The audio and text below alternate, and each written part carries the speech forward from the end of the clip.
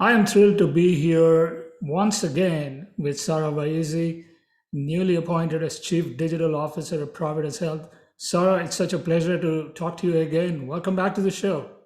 Thank you, Patty. I'm so happy to be back. Wonderful, wonderful. So let's just dive right in. Tell us a little bit about your new role and more importantly, your priorities. I mean, your new role is kind of like an expanded version of your earlier roles. You've just taken on a bigger mandate. So I'd love to hear what that all entails right now. And also talk to us a little bit about what your immediate priorities are. Absolutely. So my role is actually in three parts. The first is, Chief Digital Officer is actually a bit of a misnomer because the first big part of the organization is marketing and digital experience. And this isn't just digital marketing, and it's not just marketing of digital products. This is all organizational marketing. So really like that customer facing, top of the funnel, customer acquisition, all the way through, the customer funnel in terms of getting our users to convert and acquire services from us. So all of organizational marketing and digital experience, that's our marketing platforms and analytics, our regional strategy and planning around marketing, our websites, search, performance marketing, et cetera, and all of our e-commerce activities, both on our own digital properties as well as on partner properties. So for instance, our payer partners, how we syndicate content and appointments and things like that to them. So that's the first big part. The second part is product development. So we have a product development shop. We have about 80 people that are building enterprise software, primarily for health systems. And I'll tell you sort of our core thesis in terms of where they're pointed at. But really, we build customer facing platforms that do not exist out in the market today and that we think are essential in terms of health systems having a role in driving the development of those platforms. And I'll talk a little bit more about that in just a second. And then the third piece is once we build, we commercialize. So that's the sort of last part of it is strategy in terms of where we build, which goes to our product development team, but also taking these solutions to market, spinning them out into new companies, and then doing quite a bit of actual market development. So, in many cases, like I said, we're building platforms that don't exist. In many cases, they're new categories. We just need to educate the broader market out there as to like what it is, why it's important, what we're doing, et cetera. So to your question around priorities, we've done all sorts of things in the past. We've looked at a pretty broad scope of consumer facing sort of solutions, whether they were sort of more growth, MarTech types of solutions, as well as things in access and convenience, things in behavioral health.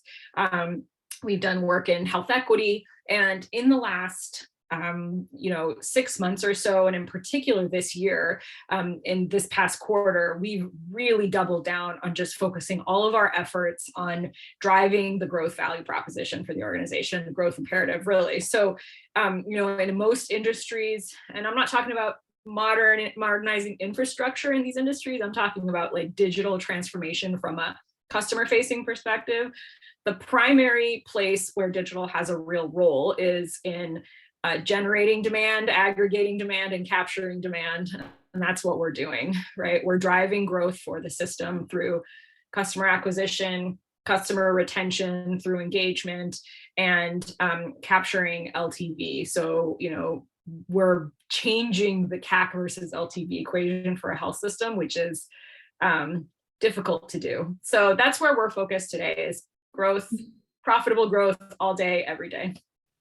Sounds good. Sounds fantastic, actually. I just want to make a couple of quick comments. It's very interesting that Providence has integrated the role of the marketing function and the patient experience function into one. And not a lot of organizations have done that, at least among your peers. Where marketing continues to be separate from the patient engagement function, patient experience function, if you will, although all of it is about really driving more services and so on.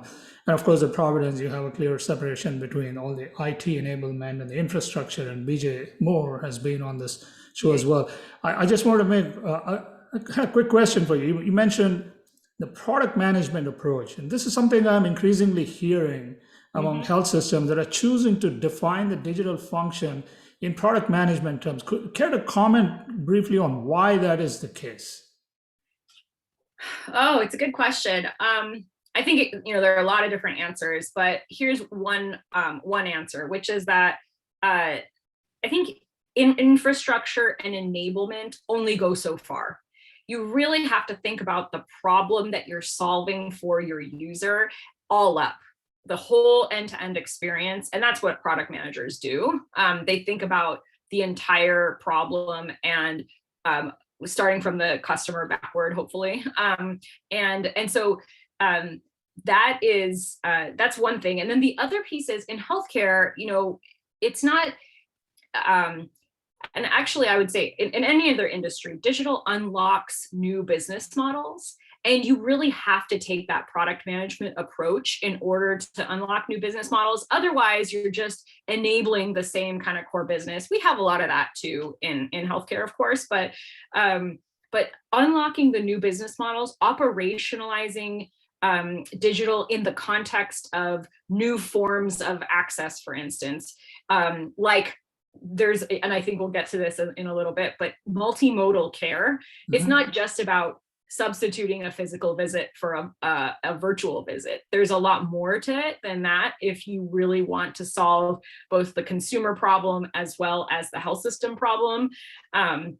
And so I think that's why I would say it's becoming more and more prevalent, is because you need to think beyond infrastructure and you really need to start thinking about the new business models, the new customer use cases, and sort of that more transformative piece of it. Yeah, yeah, interesting, fascinating, actually, and thank you for using that word unlock because that's the whole theme behind the Big Unlock podcast. It's about the unlocking potential of the data, of the new business models, of the technology-enabled engagement with patients, and so on. I think you defined it really, really eloquently. Tell us a little bit about how patients of you. What are you seeing from patients and from your target audiences, if you will, that is driving some of your thinking today? What are some of the trends that you're seeing that may be interesting to our audience? Um, well, there are a lot of different things that have especially happened or accelerated over the course of the last couple of years with COVID and greater familiarity with technology in the context of healthcare. There are a couple that I'll just talk about. I think the first, and we'll get to this in a little bit, is what I just mentioned earlier, multimodal. So just the sort of notion of getting comfortable with both physical and virtual and how they exist sort of in a hybrid environment together. And users are beginning to get more comfortable with that, but there's expectations that go along with it, which is like, for instance, the continuity of your data, the continuity of your authenticated state as a given individual, and an identity that goes along with you, as opposed to just these sort of one-off transactional things that may or may not have persistence across the different mechanisms by which you encounter a system. And so this concept of just hybrid, and I think that's been, we've seen it over the last couple of years. There's been quite a bit written about it, and I think there's going to be more and more of that in different patient segments, different use cases. And so I don't anticipate that trend to go away. Mhm. Another piece of that is that's kind of tangentially related, is the concept of identity and identity driven engagement and personalization that drives engagement. So what I mean by that is taking the classic example of like just e-commerce, your homepage on Amazon.com is going to look very different from my homepage, because we are different people, we have different purchasing patterns, we live in different parts of the country, we're like, there's so many different things, and everything that based on everything that Amazon knows about us, they are able to drive a completely different personalized experience for you versus for me. And that is coming to healthcare. It's coming to healthcare in the context of how specific transactions may or may not be relevant to you. It may be and whether it's a virtual one or a physical one, it'll become relevant to you in the context of outbound marketing. So for instance, we've gotten really good at being able to recognize through some of our marketing platforms work who is in the market for a specific service with us, and then we can do targeted outreach to them and say, hey, we've noticed that you've been engaging with us around content for knee pain, for instance, or you've been searching for orthopedic surgeons. Kind of how can we help you? So there's like personalized, targeted marketing outreach, outbound marketing. And then the third area is just sort of around this, as it relates to personalization, is just engagement experiences in general that know who you are and can persist. There's a single place where all of your information goes. And it's not just health system centric, it's marketplace centric. And so we are building, for instance, what we call a consumer identity and engagement platform based on this general trend. And identity is the cornerstone. So it knows that I am who I am. It does identity resolution, identity management, identity verification. And then that identity powers a profile of me as an individual. And in a sort of single access channel, can personalize the transactions that I want, that my billing experiences, my third-party apps and services that are relevant to me, and then do so on an ongoing basis, not just around an episode of care, but like between episodes of care. And this is something that we've talked about in healthcare for some time, but as we solve the identity problem, as we solve the data problem, it begins to actually become real. Yeah, you mentioned e-commerce and e-commerce, personal banking, securities. A lot of industries, travel, hospitality, they're all much, much further ahead. And a lot of the things that you just talked about are table stakes, identity resolution, really, knowing who you are and being able to engage with you in an omni-channel, multi-modal kind of way. It's all table stakes in these industries. Healthcare is certainly kind of catching up. But there are also some historical factors that go into how quickly you can transform the siloed nature of data, as an example. Medical information, as well as all the other information, demographics, social profiles, and so on, and also privacy concerns related to it. Can you talk a little bit about what makes healthcare difficult, maybe just a little bit more challenging? You hit on it. I think stitching together the data at an individual level, and not just clinical data, I think is one of the key challenges. So in order to be able to solve the experience fragmentation problem, you first have to solve the data problem. And so stitching that together is really difficult. And all of these data, elements exist in different places. And so that marketing outreach, for instance, example that I gave you, required our team to stitch together Epic data, web traffic data. So it's not just like clinical stuff, it's how are they performing on our online properties, like what are they searching for, how are they navigating their way around, financial data. So we can purchase data from other sources, and then integrating them all together, and then layering on top of it's not just the data itself, right? It's the models that can actually tell you, is this person in market or out of market for a specific services. So stitching together the data, getting the data out, it can be very difficult out of these different silos. Our infrastructure is no secret. Like healthcare is relatively antiquated in terms of the core infrastructure that it has. So that's one big problem. You mentioned security. We have an incredible cybersecurity team, as well as folks from cross industry, from e-commerce and other places that have done this in the past, this kind of work. And so we're very fortunate that we're ahead. But in many cases, like that is a big barrier where security issues can actually hamper the ability to make progress around these kinds of things. Yeah. So, I think it's kind of the stuff that we all know, data fragmentation. The one other thing I'll say is it's not just the fragmentation on the technology side of things. How it translates into operationalized sort of in where care is delivered, that's still a challenge for us, right? And especially nowadays with the worsening workforce crisis and so much burden placed on caregivers. It's really tough to actually operationalize some of these things in the context of where care is delivered. And so that's not really a digital problem to solve, with some exceptions. So for instance, we are working on sort of decision support and almost like customer service, like self-service use cases for something that we're building called a conversational and navigation platform, which is in one place, it surfaces up as our chatbot. In some places, where the chatbot can be focused on all sorts of different problems, like symptom checking, differential diagnosis, or very basic, like reset my password kind of, administrative use cases.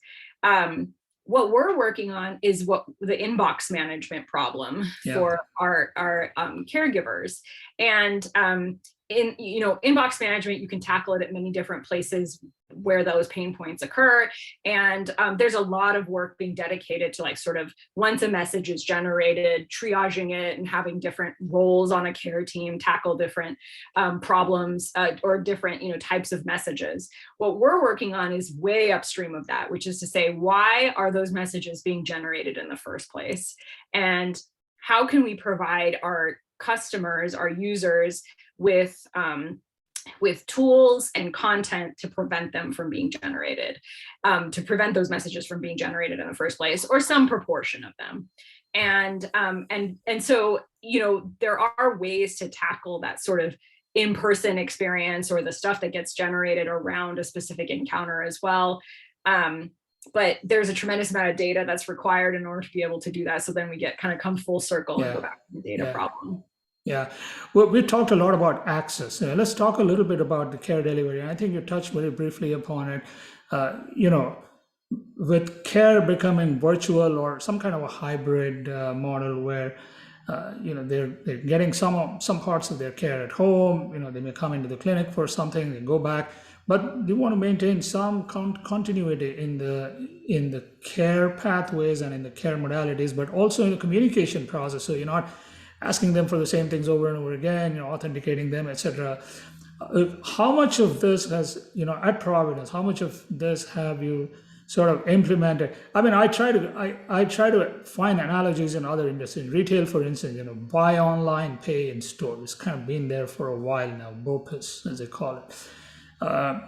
Healthcare seems to be a good candidate for that kind of a model where, you're able to flit back and forth between online or remote virtual care models and in-person care.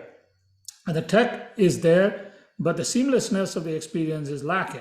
So can you talk a little bit about some successes that you may have had that our audience could learn from? I will say this.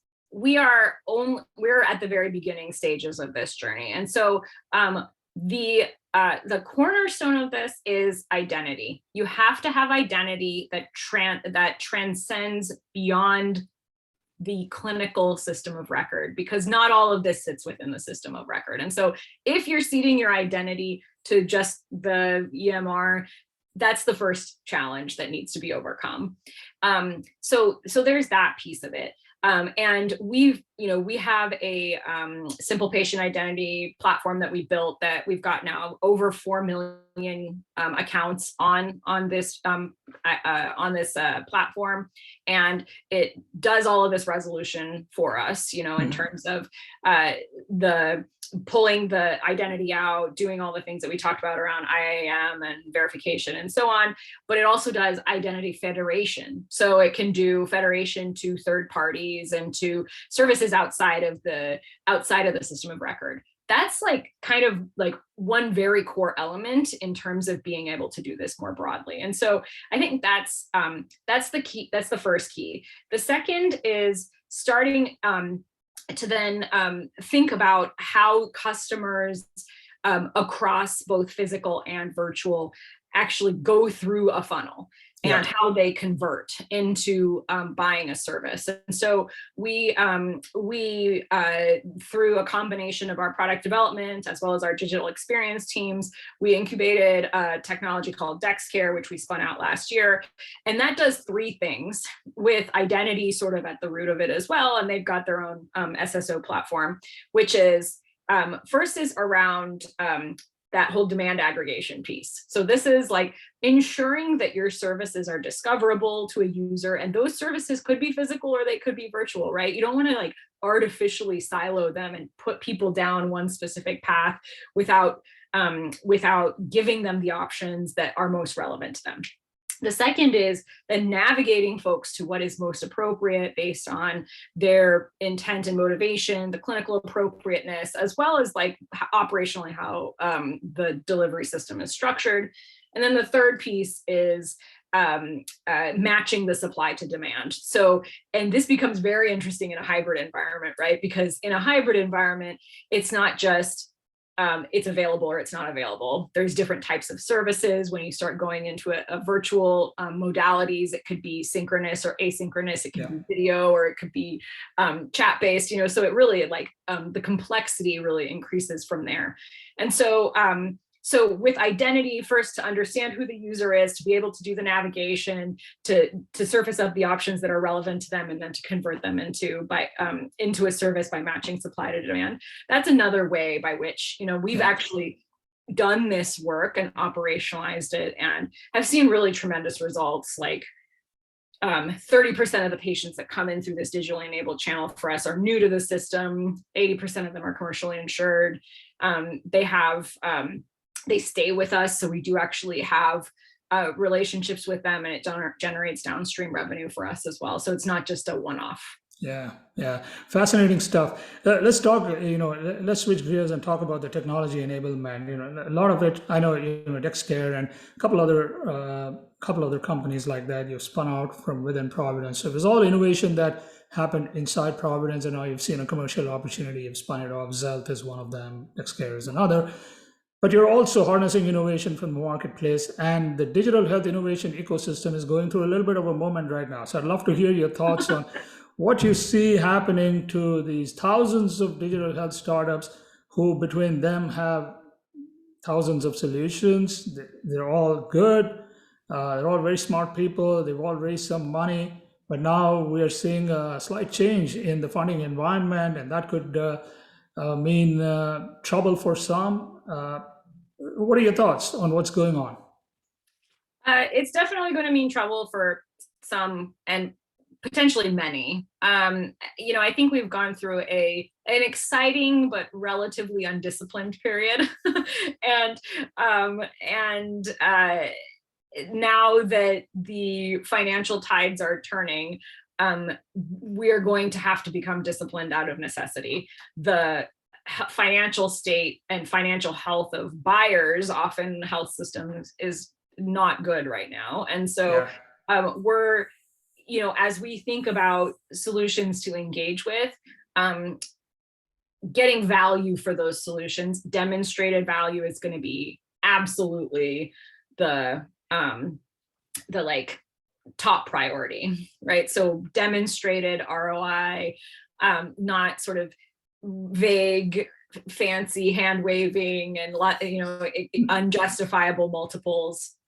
So I think it's all going to be about demonstrating value, and we're doing quite a bit of work actually to even enhance the work that we do. So we do have like operational metrics, for instance, that we're on the hook for, but we're getting crisper about our return on digital investment as a system. And so I think that's going to be like the number one kind of change is like, can you actually return something to the buyers in the form of some sort of demonstrated value? The other thing is like, often in these types of environments, like this happened it's happened in multiple cycles. It happened in the Great Recession in 2008-9. It happened in the dot-com boom. Cash is always king. And so hopefully cash is a proxy for value. And like presumably if you have cash, you probably have something good to sell to the market. So I hope that that's the case, and that ultimately,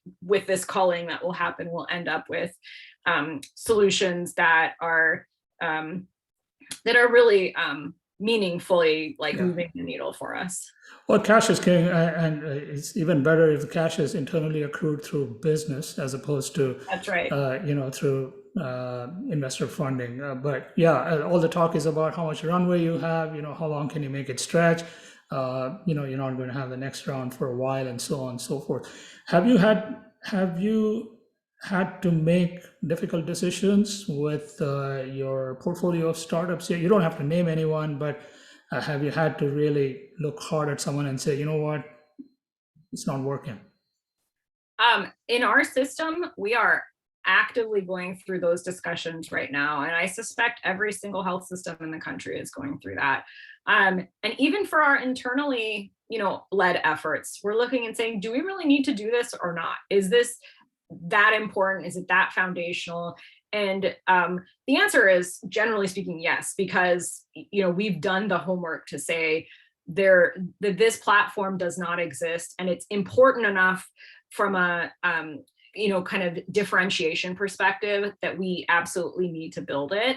But we're going to have to keep coming back to that. It is like coming back to that and ensuring that our efforts are well aligned and well coordinated across the system. It's like we are just we're in a position where we have to be extremely good stewards of our resources, and any sort of like just messing around is just like unforgivable at this Yeah. point. So Just to stay on that for one more minute, does this mean that there's a flight towards safety? In other words, go to your EHR, go to your enterprise class technology vendors who have deep pockets, who can ride out any cycle because they've got all this cash that they're sitting on. So is there a flight towards safety that you're seeing? there's always that, and now it continues to be a theme. And that's why we're going back to first principles and really just saying like where it's only absolutely essential. Got Um, it.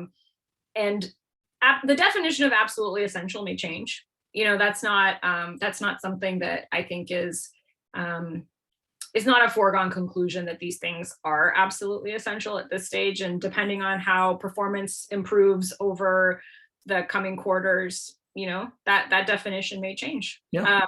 And we're prepared for that. So what? So we're coming up to the end of our time here.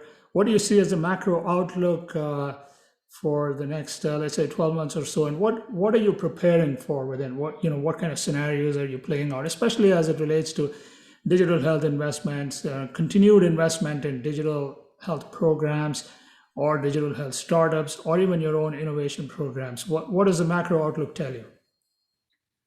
Similar to what we're seeing in the sort of venture-backed market, it's going to be focus, all on focus. And I suspect that the focus is going to be, there's a lot of dabbling in digital health, and I would say digital health, tech-enabled services. There's dabbling going on everywhere, and that I think those days are over, and so everyone is going to be forced to get more disciplined, and so expectations, I think, are going to increase around like the value that's generated via new business models or digital or what have you. And so I think we're probably going to see a lot of innovation efforts go away because they've been more nice to have than essential, or they just weren't able to articulate their value prop. And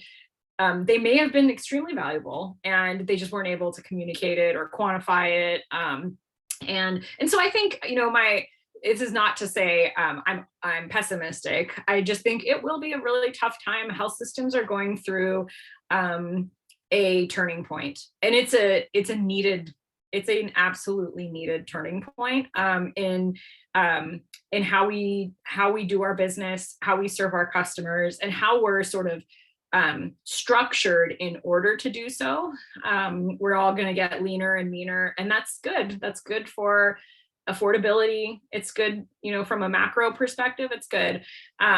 It's just going to be a tough Yeah, call. boy, what a difference a year makes. Just a year ago, Absolutely. yeah, I'm afraid we're going to have to leave it there today, but I would love to have you back here maybe 6 months from now and talk about what's going to unfold over the next few months or so. But as always, Providence has been at the leading edge of innovation and the leading edge of market trends and so on. I'm sure we are all going to be looking to you to, looking to Providence and take our cues in terms of what's coming next. So with that, we're going to have to leave it there today. Sarah, as always, fascinating conversation. I can go on for hours, but we'll call it a day for today. Sounds good. Hopefully we'll live to fight another day. Sounds good. Thanks a lot. Thank you.